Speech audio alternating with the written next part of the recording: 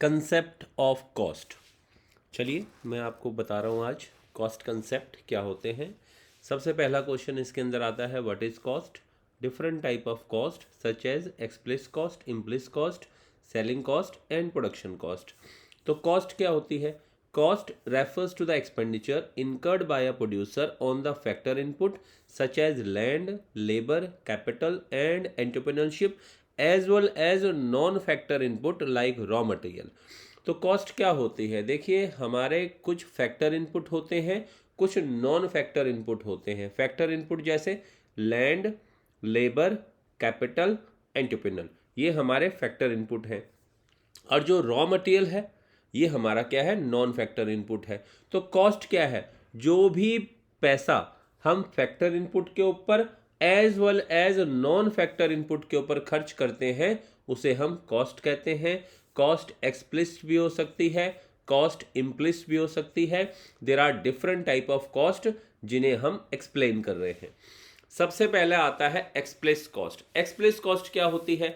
Explicit cost are those cost which the entrepreneur has to pay from his own pocket।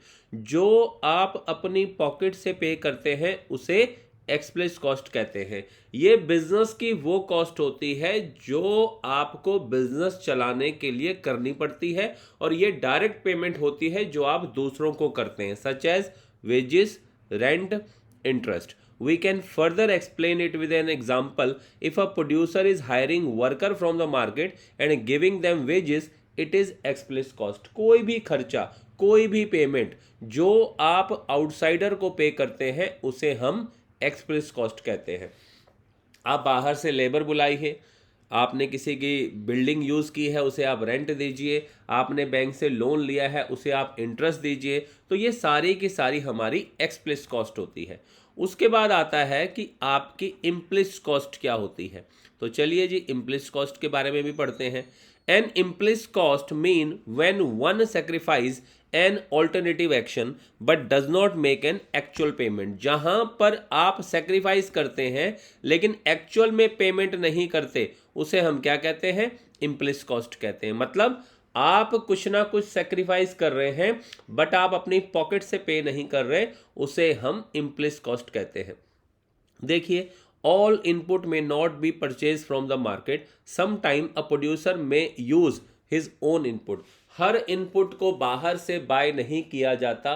कई बार जो producer होता है वो खुद के इनपुट भी यूज करता है। जब एक प्रोड्यूसर खुद की लैंड, खुद की लेबर, खुद की कैपिटल यूज करता है तो उनकी जो इम्प्यूटेड कॉस्ट होती है that is known as implicit cost. देखिए, मान लीजिए मैं एक इंस्टीट्यूट रन करता हूं और वहां पर मैं खुद पढ़ा रहा हूं। तो जो मैं खुद पढ़ा रहा हूं वहां पे मैंने कोई टीचर अगर हायर किया है और उस टीचर को अगर मैं सैलरी देता हूं तो वो एक्सप्लिसिट कॉस्ट है। लेकिन अगर मैं वहां पर खुद ही पढ़ा रहा हूं तो मेरे पढ़ाने की जो कॉस्ट होएगी, जो मैं किसी को नहीं दे रहा लेकिन मैं अपना टाइम वहां पर सेक्रीफाइस कर रहा हूं, इसे हम इम्प्लिसिट कॉस्ट कहते हैं। अगर मेरे पास लैंड है, मैं उस लैंड को रेंट पे दे सकता हूं, लेकिन रेंट पे देने के बजाय मैं उस लैंड पे बिल्डिंग बनाकर खुद का ही बिजनेस स्टार्ट कर देता हूं, तो मैंने वो रेंट सेक्रीफाइस किया है जो मुझे मिल सकता था। तो इसे हम क्या कहते हैं? इम्प्लिसिट कॉस्ट कहते हैं।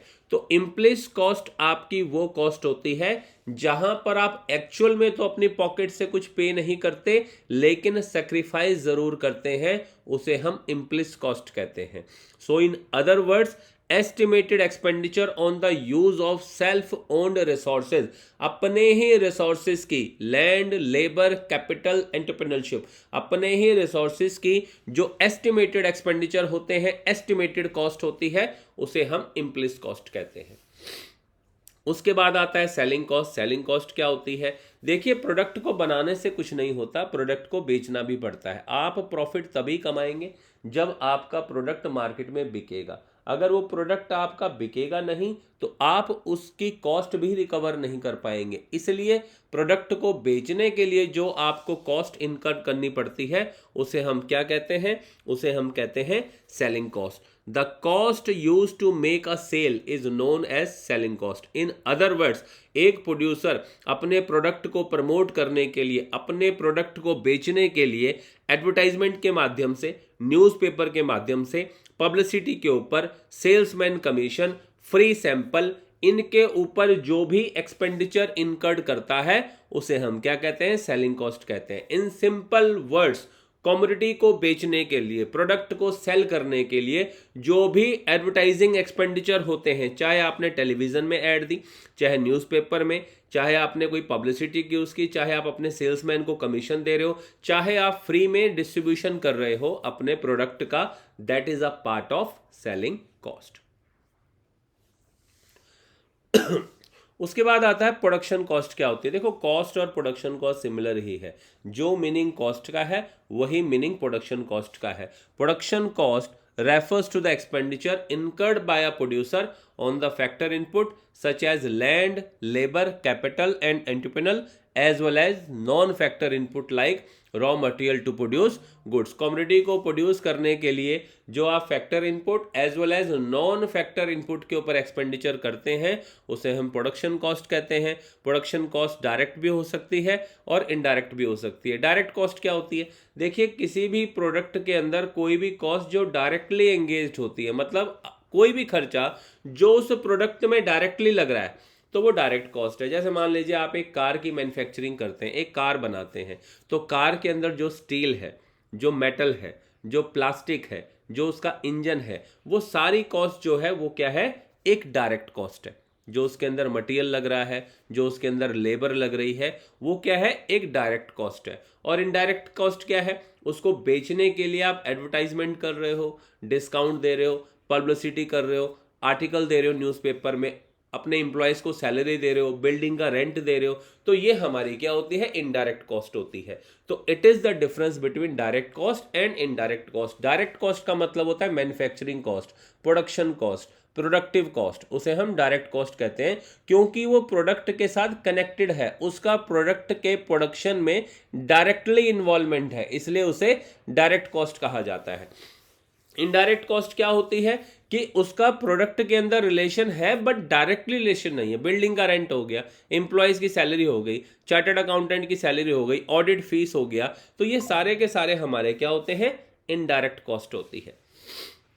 अगला क्वेश्चन नंबर 2 आता है आपका, difference between short period and long period. Short period में और लॉन्ग पीरियड में क्या फर्क होता है? देखिए, शॉर्ट पीरियड क्या होता है? It is the time period in which some factor are fixed and other are variables. मतलब ये शॉर्ट पीरियड वो पीरियड होता है जिसमें कुछ फैक्टर आपके फिक्स्ड होते हैं और कुछ फैक्टर आपके क्या होते हैं? वेरिएबल होते हैं। लॉन्ग पीरियड आपका वो पीरियड होता है जिसमें सारे ही फैक्टर क्या होते हैं? वेरिएबल होते हैं। शॉर्ट पीरियड में अगर मुझे प्रोडक्शन को बदलना है तो मैं केवल वेरिएबल फैक्टर को चेंज करके ही प्रोडक्शन को बदल सकता हूं, क्योंकि फिक्स को तो आप शॉर्ट पीरियड में चेंज नहीं कर सकते। लेकिन अगर आपके पास लॉन्ग पीरियड है तो मैं सभी को चेंज कर सकता हूं, क्योंकि फिक्स्ड समय आपके पास बहुत है, तो आप फिक्स फैक्टर को भी बदल सकते हैं, आप वेरिएबल फैक्टर को भी बदल सकते हैं, क्योंकि लॉन्ग पीरियड में सभी फिक्स्ड भी और वेरिएबल भी, उनका तरीका वेरिएबल का ही होता है। तो शॉर्ट पीरियड में फिक्स्ड और वेरिएबल का कंसेप्ट होता है, लेकिन लॉन्ग पीरियड में सभी फैक्टर आपके क्या होते हैं? वेरिएबल होते हैं। शॉर्ट पीरियड में प्रोडक्शन को सिर्फ वेरिएबल फैक्टर को चेंज करके बढ़ाया जा सकता है, लेकिन लॉन्ग पीरियड में सभी फैक्टर्स को बदलकर आप अपनी प्रोडक्शन को चेंज कर सकते हैं। उसके बाद आता है क्वेश्चन नंबर 3, फिक्स कॉस्ट क्या है? डायग्राम और टेबल के साथ बताइए। देखिए, फिक्स कॉस्ट आपकी वो कॉस्ट होती है जिसे आप आउटपुट के साथ चेंज नहीं कर सकते, चाहे आपके आउटपुट 0 है, चाहे आपकी आउटपुट मैक्सिमम है, फिक्स कॉस्ट कभी भी चेंज नहीं होती, फिक्स कॉस्ट कभी भी 0 नहीं होती। परमानेंट एम्प्लॉयज की salary, rent and minimum electricity bill. Minimum electricity bill से हमारा मतलब है जो बिल आता ही आता है। देखिए, एक बिल तो वो होता है ना जो आप यूज करेंगे तो इलेक्ट्रिसिटी का बिल आएगा, वो आपका जितना यूज करोगे उसके अकॉर्डिंग बिल आएगा। मिनिमम होता है चाहे आप इलेक्ट्रिसिटी को यूज करें चाहे ना करें, चाहे 1 महीने के लिए अपने घर को बंद करके गांव चले जाइए, तब भी वो बिल आता ही आता है, उसे मिनिमम इलेक्ट्रिसिटी बिल कहा जाता है। तो fix cost is that cost which does not change with change in output, ये कभी जीरो नहीं होती, चाहे आउटपुट ही जीरो क्यों ना हो जाए, तो ये कभी जीरो नहीं होती। इवन फिक्स कॉस्ट जो है वो बिजनेस शुरू करने से पहले करनी पड़ती है। आपको अगर एक बिजनेस शुरू करना है तो आपको लैंड पहले अरेंज करनी पड़ेगी, बिल्डिंग पहले अरेंज करनी पड़ेगी, कैपिटल मशीनरीज पहले अरेंज करनी पड़ेंगी। तो फिक्स कॉस्ट तो बिजनेस शुरू करने से पहले भी करनी पड़ती है। तो फिक्स कॉस्ट कभी भी जीरो नहीं होती, इसका आउटपुट के साथ कोई कनेक्शन नहीं होता, आउटपुट के साथ कोई लिंक नहीं होता। आप डायग्राम में देख सकते हैं और टेबल में भी देख सकते हैं, जब आपके आउटपुट जीरो है तब भी कॉस्ट 15 है, जब आपके आउटपुट 1 2 3 4 5 6 7 8 है तब भी आपकी कॉस्ट क्या है, 15। इट मीन्स आउटपुट बढ़े आउटपुट घटे, उसका फिक्स कॉस्ट के ऊपर कोई फर्क नहीं पड़ता।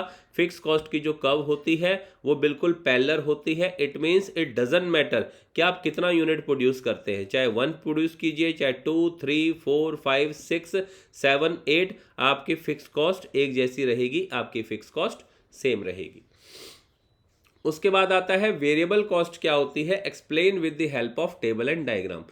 तो चलिए जी वेरिएबल पढ़ते हैं।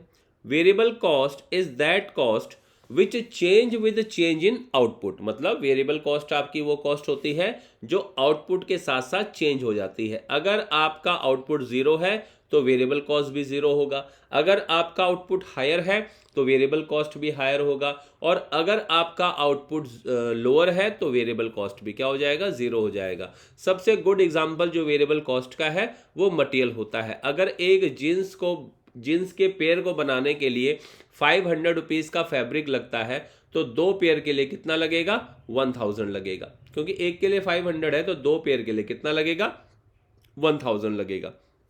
इसी तरीके से अगर आप क्या कहते हैं 1000 पेयर बनाते हो तो आपका जो टोटल फैब्रिक है वो कितने का लगेगा, 5 लाख का लगेगा। सिंपल सा कंसेप्ट है, जैसे जैसे आउटपुट बढ़ेगी वैसे वैसे वेरिएबल कॉस्ट क्या होगी, कम होगी। जीरो आउटपुट पे वेरिएबल कॉस्ट क्या होगी, जीरो आउटपुट पे वेरिएबल कॉस्ट जीरो होगी। आउटपुट बढ़ेगी तो वेरिएबल कॉस्ट बढ़ेगी, आउटपुट बढ़ेगी तो वेरिएबल कॉस्ट बढ़ेगी। यहाँ पे आप देख सकते हैं जब आउटपुट आपकी 6 है तो वेरिएबल कॉस्ट 38 है, जब आपके आउटपुट जीरो है तो वेरिएबल कॉस्ट कितनी है, जीरो है। जब आपके आउटपुट 1 2 3 4 5 6 हो रही है तो वेरिएबल कॉस्ट 10 18 24 28 32 और 38 हो रही है। तो सिंपल सा कंसेप्ट है, we can see in table 2 and following diagram that when output is zero variable cost is also zero, but as long as output is increasing variable cost is also increasing. जैसे जैसे output बढ़ती है वैसे वैसे variable cost भी बढ़ जाती है। ये 10 रुपए थी जब आउटपुट 1 है, लेकिन 38 रुपीज हो गई जब आउटपुट क्या है, 6 यूनिट हो गई। यानी कि हमेशा वेरिएबल कॉस्ट का और आउटपुट का जो रिलेशन होता है वो पॉजिटिव होता है। Increase in output will increase the variable cost, decrease in output will decrease the variable cost. तो इसीलिए जो वेरिएबल कॉस्ट की कर्व है वो अपवर्ड होती है ऊपर की तरफ। फिर वो कहता है एक ही टेबल में बताइए total cost, fix cost and variable cost in one diagram. देखो टोटल कॉस्ट क्या होती है, total cost is a combination of fixed cost and variable cost. There is always a positive relationship between output and total cost. It increase in output यहां तक। Total cost is a combination of fix cost and variable cost. Total cost जो होती है वो fixed और variable का combination होती है, और आउटपुट के बीच में और टोटल कॉस्ट के बीच में हमेशा ही पॉजिटिव रिलेशन होता है। अगर आपकी आउटपुट बढ़ेगी तो टोटल कॉस्ट भी बढ़ेगी, अगर आपकी आउटपुट कम हो जाएगी और टोटल कॉस्ट भी क्या हो जाएगी, कम हो जाएगी। We can see in the following table and diagram that total cost is not starting from the origin, it is starting from that point where fix cost is starting. देखिए आपके output zero है, तो जब आपके output zero है तो आपकी fix cost और आपकी टोटल कॉस्ट दोनों क्या है, सेम है। तो वो क्या कहता है कि इसमें एक पॉइंट ध्यान देने वाला ये है कि जिस पॉइंट से आपकी फिक्स कॉस्ट शुरू होती है उसी पॉइंट से आपकी टोटल कॉस्ट भी शुरू होती है। मतलब अगर फिक्स कॉस्ट जीरो नहीं होती तो टोटल कॉस्ट भी जीरो नहीं होती, क्योंकि टोटल कॉस्ट जो है वो फिक्स कॉस्ट और वेरिएबल कॉस्ट का कॉम्बिनेशन है। तो अगर फिक्स्ड कॉस्ट जीरो नहीं हो सकती तो आपकी टोटल कॉस्ट भी जीरो नहीं हो सकती। Total cost can never be zero. जो आपकी टोटल कॉस्ट है never be zero even at zero level of output. It is a combination of fix cost and variable cost. So if fix cost can not be zero, total cost can not be zero. तो अगर fixed cost zero नहीं हो सकती तो total cost भी zero नहीं हो सकती। Hence in brief we can say that, तो वो ब्रीफ में क्या कहने का प्रयास कर रहा है आपको, वो कहता है hence in brief we can say that at a zero level of output fixed cost and total cost will remain same and both will start from the same point when output is zero। तो ये आपको practical में भी use होगा जब आप practical question करोगे इसका, जहां पर भी आपकी जो फिक्स कॉस्ट है और टोटल कॉस्ट है जीरो आउटपुट पे सेम होती है। मतलब अगर आपका आउटपुट जीरो है तो वहां पे हमेशा फिक्स कॉस्ट और टोटल कॉस्ट सेम होंगे। अगर आपकी फिक्स कॉस्ट 20 है और आउटपुट जीरो है तो जीरो आउटपुट पे आपकी टोटल कॉस्ट भी क्या होगी, 20 होगी। अगर जीरो आउटपुट पे आपकी टोटल कॉस्ट 50 है तो जीरो आउटपुट पे आपकी फिक्स कॉस्ट भी क्या होगी, 50 होगी। तो ये हमेशा याद रखिएगा, जब भी आउटपुट जीरो होगा उस पॉइंट पे आपका फिक्स कॉस्ट और वेरिएबल टोटल कॉस्ट क्या रहेगा, सेम रहेगा। यहां देख सकते हैं जब आउटपुट जीरो है, फिक्स कॉस्ट 15 है, वेरिएबल कॉस्ट जीरो है, तो टोटल कॉस्ट क्या आ गया, 15। 1 पे 15 प्लस 10 25, 2 पे 15 प्लस 18 33, 3 पे 15 प्लस 24 39, 4 पे 15 प्लस 28 43।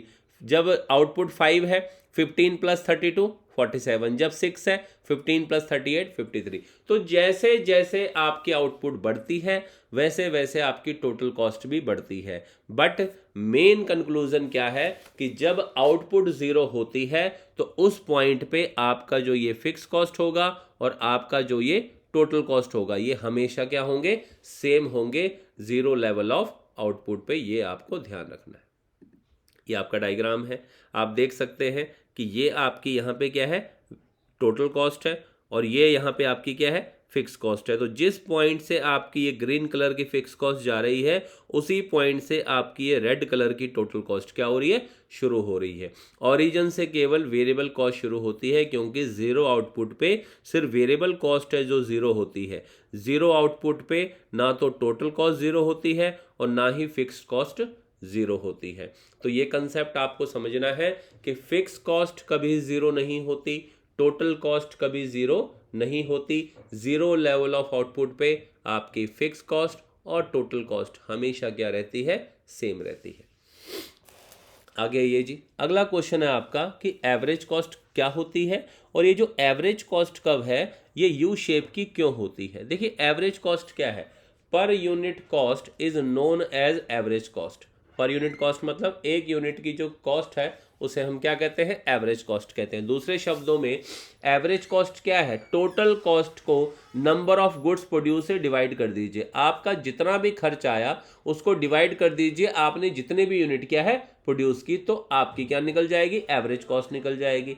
मतलब total cost divided by quantity. आप अगर टोटल कॉस्ट को क्वांटिटी से डिवाइड कर देंगे तो हमारी क्या आ जाएगी, एवरेज कॉस्ट आ जाएगी। Average cost is equal to total cost divided by quantity. या एक और फॉर्मूला निकल जाता है इसका, average cost is equal to average fix cost plus average variable cost. ठीक है जी।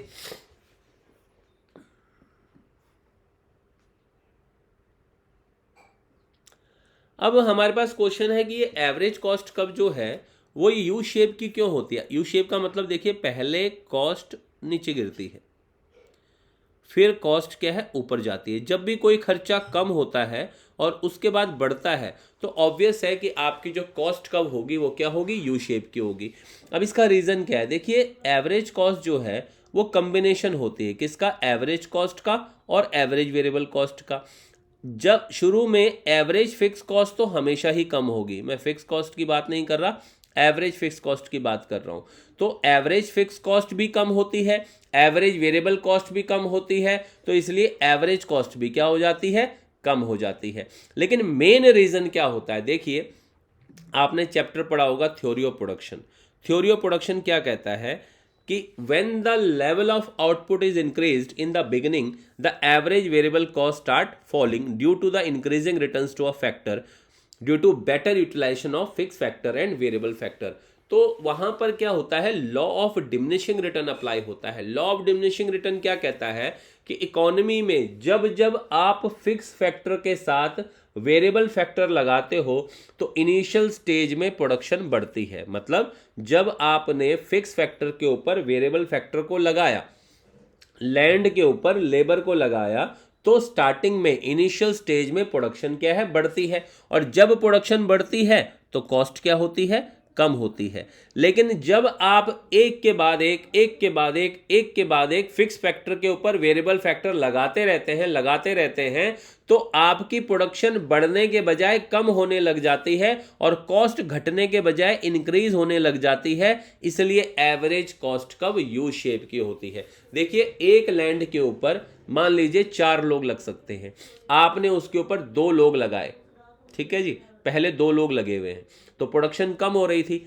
आपने उसके ऊपर 2 लेबर और लगा दिए तो प्रोडक्शन बढ़ गई। तो इससे जो खर्चा है वो क्या हो गया, कम हो गया। क्योंकि जब भी आपकी प्रोडक्शन ज्यादा होती है तो आपका खर्चा क्या होता है, कम होता है। मैं अगर एक बैच में 10 बच्चों को पढ़ाऊं तो मेरा खर्चा ज्यादा लगेगा, लेकिन उसी बैच में अगर मैं 50 बच्चों को पढ़ाऊं तो मेरा खर्चा क्या लगेगा, कम लगेगा। ऑब्वियस है कि जब आप ज्यादा प्रोडक्शन करते हैं तो कॉस्ट क्या आती है, कम आती है, एवरेज कॉस्ट कम आती है। इसलिए इनिशियल स्टेज में फिक्स फैक्टर के साथ जब वेरिएबल फैक्टर लगाओगे तो ऑब्वियस सी बात है कि प्रोडक्शन क्या होती है, राइज होती है। और प्रोडक्शन राइज होने से आपकी जो कॉस्ट है वो क्या हो जाती है, फॉल हो जाती है। लेकिन जब आप एक्सेस में लगा देते हो, एक लैंड के ऊपर 4 लोग लग सकते हैं लेकिन आपने 40 लोग लगा दिए, तो इससे क्या होगा, आपकी प्रोडक्शन की क्वालिटी डैमेज हो जाएगी, आपकी प्रोडक्शन गिर जाएगी। प्रोडक्शन गिरने की वजह से आपकी एवरेज कॉस्ट क्या हो जाएगी, इंक्रीज हो जाएगी, क्योंकि आपने एक्सेसली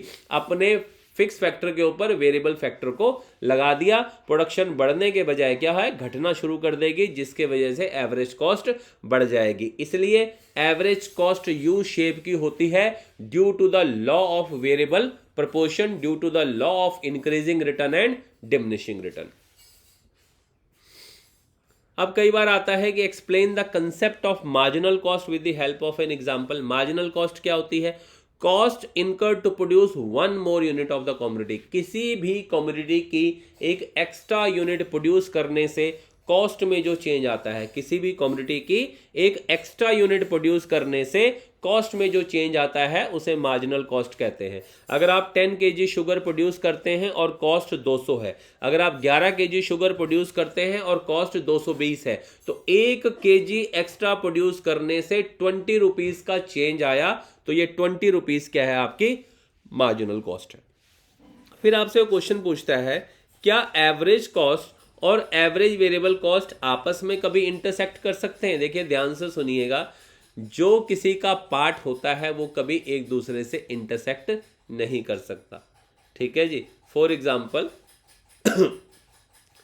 कि जो आपकी टोटल कॉस्ट है, अभी थोड़ी देर पहले आपको बताया था कि ये जो टोटल कॉस्ट होती है ये कॉम्बिनेशन होती है फिक्स कॉस्ट का और वेरिएबल कॉस्ट का। तो चाहे जो मर्जी हो जाए, फिक्स कॉस्ट जो है वो कभी भी टोटल कॉस्ट से ज्यादा नहीं हो सकती और वेरिएबल कॉस्ट भी कभी टोटल कॉस्ट से ज्यादा नहीं हो सकती, क्योंकि फिक्स्ड और वेरिएबल दोनों से मिलके क्या बना है, टोटल कॉस्ट बना है। इसी प्रकार से जो एवरेज कॉस्ट होती है ये एवरेज वेरिएबल कॉस्ट उसका पार्ट होता है, क्योंकि अगर मैं वेरिएबल कॉस्ट को क्वांटिटी से डिवाइड कर दूं तो एवरेज वेरिएबल कॉस्ट निकल जाएगा, फिक्स कॉस्ट को क्वांटिटी से डिवाइड कर दूं तो एवरेज फिक्स कॉस्ट निकल जाएगा, टोटल कॉस्ट को क्वांटिटी से डिवाइड कर दूं तो एवरेज कॉस्ट निकल जाएगा। तो average cost is a combination of average fix cost and average variable cost. तो कब एसी जो है वो कभी भी एबीसी के बराबर नहीं हो सकती, क्योंकि एसी हमेशा एबीसी से क्या होगा, ज्यादा ही होगा। इसलिए एवरेज कॉस्ट कब और एवरेज वेरिएबल कॉस्ट कभी भी एक दूसरे को इंटरसेक्ट नहीं कर सकती, क्योंकि एवरेज वेरिएबल कॉस्ट जो होती है वो एवरेज कॉस्ट का पार्ट होती है। वो पैरेलल तो हो सकते हैं लेकिन इंटरसेक्ट नहीं कर सकते।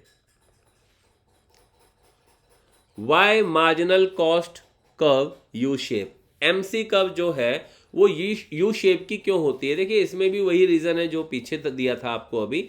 Marginal cost is U shaped because of law variable proportion operate in the economy, क्योंकि एक इकोनॉमी के अंदर लॉ ऑफ वेरिएबल प्रोपोर्शन क्या करता है? ऑपरेट करता है, इसलिए मार्जिनल कॉस्ट कब यू शेप की होती है।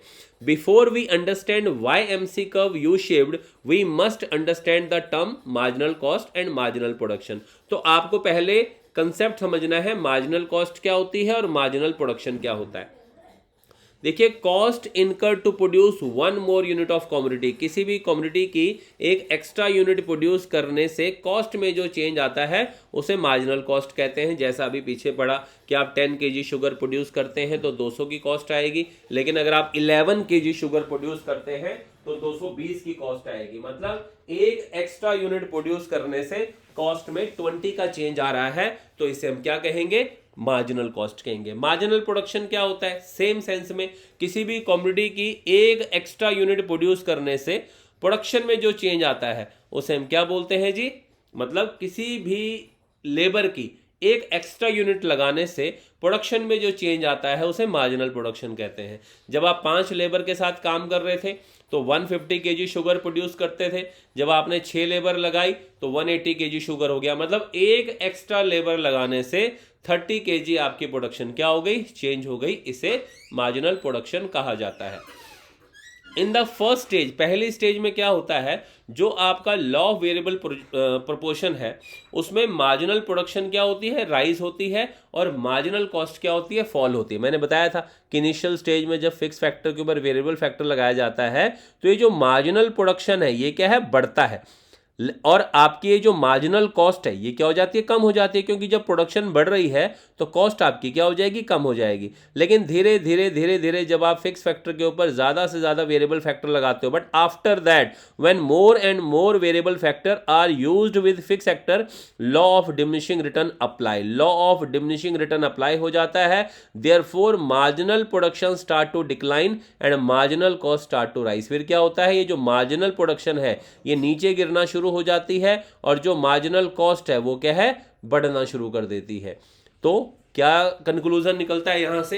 कि जब तक मार्जिनल प्रोडक्शन बढ़ेगी तो मार्जिनल कॉस्ट क्या होगा? कम होगा। लेकिन जब मार्जिनल प्रोडक्शन गिरने लगेगी तो आपकी मार्जिनल कॉस्ट क्या है? बढ़ जाएगी, और ये यू शेप की हो जाएगी। We can see in the table that कि marginal cost and marginal production are negatively related with each other. जब तक आपकी मार्जिनल प्रोडक्शन क्या है? बढ़ रही है तो मार्जिनल कॉस्ट क्या हो रही है? कम हो रही है। लेकिन जब आपकी मार्जिनल प्रोडक्शन कम हो रही है तो उसके बाद आपकी कॉस्ट क्या है? बढ़ रही है। मतलब प्रोडक्शन बढ़ेगी तो कॉस्ट कम होगी, प्रोडक्शन कम होगी तो कॉस्ट क्या है? बढ़ जाएगी। इसीलिए आपकी ये जो मार्जिनल कॉस्ट कर्व है वो यू शेप की होती है। अगला क्वेश्चन आता है इसके अंदर कि आपको रिलेशन बताना है मार्जिनल कॉस्ट में और एवरेज कॉस्ट में। What is the relation between marginal cost and average cost with the help of cost schedule and diagram. तो देखिए क्या कहता है वो, क्या रिलेशन है? मेनली 4 रिलेशन है। Both marginal cost and average cost are calculated from total cost. ठीक है जी, मतलब चाहे आपको एवरेज कॉस्ट की कैलकुलेशन करनी है, चाहे आपको मार्जिनल कॉस्ट की कैलकुलेशन करनी है, दोनों ही कैलकुलेशन जो किससे होती हैं? टोटल कॉस्ट से होती हैं। तो पहला रिलेशन एसी और एमसी में आता है कि ये दोनों ही टोटल कॉस्ट से कैलकुलेट की जाती हैं। Marginal cost is less than average cost when average cost fall. जब आपकी एवरेज कॉस्ट फॉल होगी तो मार्जिनल कॉस्ट जो है वो एवरेज कॉस्ट से क्या होगा? कम होगा। मार्जिनल कॉस्ट क्या है? एवरेज कॉस्ट से कम होगा जब भी आपकी एवरेज कॉस्ट क्या है? फॉल करेगी। और मतलब दूसरे सेंस में आप ये कह सकते हो कि जब एवरेज कॉस्ट फॉल करेगी तो मार्जिनल कॉस्ट उससे ज़्यादा फॉल करेगी।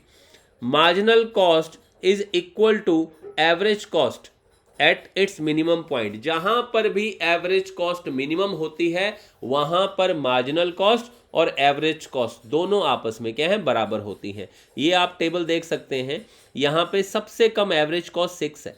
एवरेज कॉस्ट का मिनिमम पॉइंट क्या है? 6 है। तो जहां पर भी एवरेज कॉस्ट कम होगी वहां पर एवरेज कॉस्ट और मार्जिनल कॉस्ट दोनों आपस में क्या होंगी? बराबर होंगी। ये इनका एक रिलेशन होता है।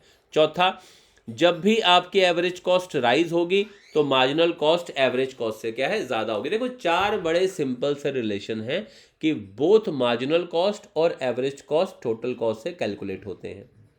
डन। सेकंड, जब एवरेज कॉस्ट फॉल होगी तो आपकी जो मार्जिनल कॉस्ट है वो एवरेज कॉस्ट से कम होगी। जब मार्जिनल कॉस्ट राइज होगी तो आपकी जो एवरेज कॉस्ट है, आपकी जो मार्जिनल कॉस्ट है वो एवरेज कॉस्ट से क्या होगी, ज़्यादा होगी। मार्जिनल कॉस्ट जो है वो एवरेज कॉस्ट को उसके मिनिमम पॉइंट पे क्या करता है, इंटरसेक्ट करता है। इस डायग्राम में ये जो बी पॉइंट है ये एवरेज कॉस्ट का मिनिमम पॉइंट है, और यहाँ ये आपकी एवरेज कॉस्ट कब है, ये आपकी मार्जिनल कॉस्ट कब है, और ये बी पॉइंट पे इंटरसेक्ट हो रही है। इसका मतलब जहाँ पर भी एवरेज कॉस्ट का मिनिमम पॉइंट होगा वहाँ पर आपकी मार्जिनल कॉस्ट क्या करेगी, इंटरसेक्ट करेगी। आप टेबल में भी देख सकते हैं, यहाँ पे आपका जो मिनिमम पॉइंट है वो क्या है, 6 है। तो यहाँ पे आपकी मार्जिनल कब जो है वो एवरेज कॉस्ट कब को क्या करती है, इंटरसेक्ट करती है। तो चलिए जी, मैंने आपको ये चैप्टर ख़त्म करवा दिया। थ्योरेटिकली ये चैप्टर ख़त्म हो गया, इसके अंदर कुछ प्रैक्टिकल कंसेप्ट है वो भी मैं आपको समझा दूंगा। फिलहाल मैं आपको थ्योरी के ही कंसेप्ट बताना चाहता था। चलिए छोटा सा मैं एक यहाँ पे उदाहरण आपको बताता हूँ। यहाँ देखिए आउटपुट है 0 1 2 3 4 5 6 और टोटल कॉस्ट है 60 80 100 111 116 130 150। तो अब देखिए जब टोटल कॉस्ट 60 है, क्या बताया था आपको अभी, जब आपकी आउटपुट 0 होती है तो 0 आउटपुट पे टोटल कॉस्ट और टोटल फिक्स कॉस्ट क्या होते हैं, सेम होते हैं। मतलब यहाँ अगर टोटल कॉस्ट 60 है तो यहाँ टोटल फिक्स कॉस्ट भी क्या आ जाएगी, 60 आ जाएगी। और ये पूरा टेबल क्या है, 60 से भर जाएगा, क्योंकि फिक्स कॉस्ट जो होती है वो हर एक स्टेज पे क्या होती है, सेम होती है। तो इस तरीके से हमें प्रैक्टिकल क्वेश्चन करते हैं, ये भी मैं आपको करवा दूंगा। फिलहाल जो थ्योरेटिकल कंसेप्ट था इस चैप्टर का वो मैंने आपको क्या है, कंप्लीट करा दिया। उम्मीद करता हूँ आप सभी को ये चैप्टर समझ में आ गया होगा। अगर किसी को भी चैप्टर में किसी भी पॉइंट पे डाउट है तो आप मुझसे पूछ सकते हैं। Thank you so much. Channel को लाइक करें, सब्सक्राइब करें, शेयर करें।